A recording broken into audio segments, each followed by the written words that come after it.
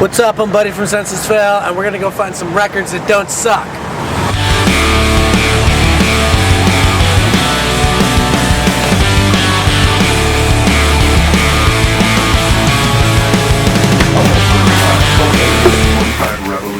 Here's a good one. If you've ever heard of a little girl named Adele. A lot of bands and people in bands say they have influences that are way cooler than they actually are, because they want to appear cool. A good example of this is someone like Morrissey, who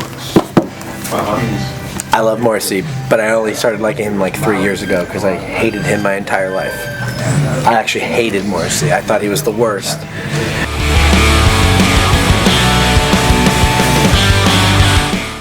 One of my very first bands covered, I don't know the name of the song, but I think it's Cut my life into pieces, this is my last. I covered it with an acoustic guitar wearing a sequin gold jacket.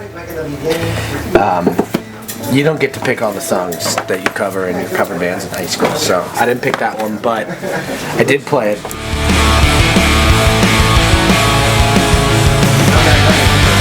Genuine. This is sacrilegious, but I don't really like the Misfits. I'm from New Jersey. I appreciate the Misfits for everything they've done, but I don't know, it's just, for whatever reason, it just didn't happen. Bruce Springsteen, yes. Listening. Also, Smashing Pumpkins, yes. A Snapcase, yes.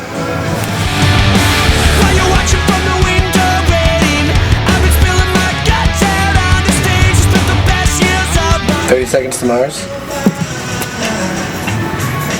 Jared Leto. I toured with Jared Leto before. I shook his hand. Actually, he doesn't shake hands, only fist bumps. Jared Leto goes to the climbing gym that I would go to, and I toured with him for probably like 2.5 months, or 2 months. I was actually on a cover of a magazine with him, and I went to, I would always like try to like catch his eye to see if I could say hi to him, but he'd always be like looking the other way. I think he probably thought I was like a fan or something, but I just wanted to be like, hey man, how's it going? Like, remember we toured together? Man, cool. Love this record. How about that? Love it.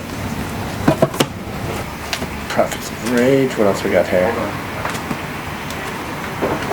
This record isn't obviously the influential record for me, but Propagandhi is one of my favorite bands of all time. Yeah, I think I'm in the... Whoa. S&M Airlines. Really influential. NoFX is a big influence on me. One of the reasons I wanted to be in a band, and one of the reasons why Senses Fail sucks live is because NoFX sucks live.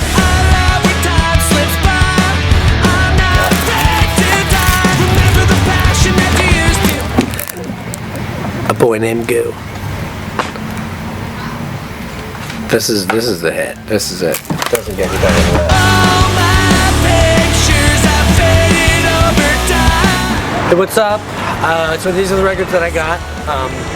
I got NoFX, I heard they suck live, and Snapcase, Looking Glass Self.